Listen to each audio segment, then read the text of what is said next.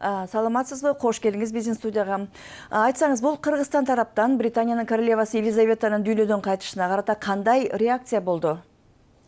Эми өзүңүз билгендей, Кыргызстан ачык демократиялык мамлекет. Анан биздин элибиз соц тармактарга реакцияларын активдүү билдиришти. Маалымат агентстволору дагы биздин Кыргызстан маалымат агентствосу, анан көп биздин элибиз дагы соц тармактарга, анан Британ элчилигине дагы барып китебине жазышты өзүнүн кайгырууларын. Расмий реакция дагы жасалды окшойт. Расмий реакцияны эми биз дагы билгендей, биздин тышкы иштер министри биринчи барды, андан кийин биздин дагы президентибиз барып, өзүнүн дагы каалоолорун, анан өзүнүн дагы көңүлдөрүн айтты. Бул Кыргызстандын өкүлдөрүнүн королева Елизаветаны акыркы сапарга узатуу жөрөлгөсүнө катышуусунун тартиби кандай экен?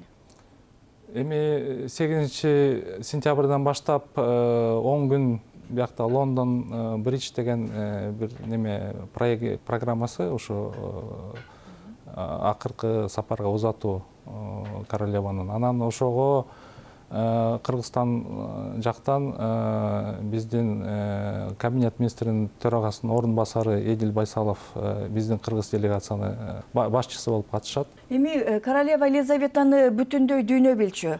Ал эми дүйнөдө башка дагы королдук династиялар бар эмеспи? Сиз оюңузча эмне үчүн Елизавета дүйнөгө ушунчалык таанымал болгон? Королеванын ысымы королдук бакубаттуулук жана гүлдөп өсүшүн доору менен түздөн түз байланыштырылат Великая Британияны. Ал өз элине жанын аябай кызмат кылууну көрсөттү. Мындай премьер болду бүт баарына. Адилеттүү, мындай өзү үлгүсү болуп калды да. Анан ошон үчүн ушу Британиянын эли, дүйнөдөгү көп элдер, көп улуттар дагы ошого карап, символ катары, монархия королдун символ катары көрүп атат да.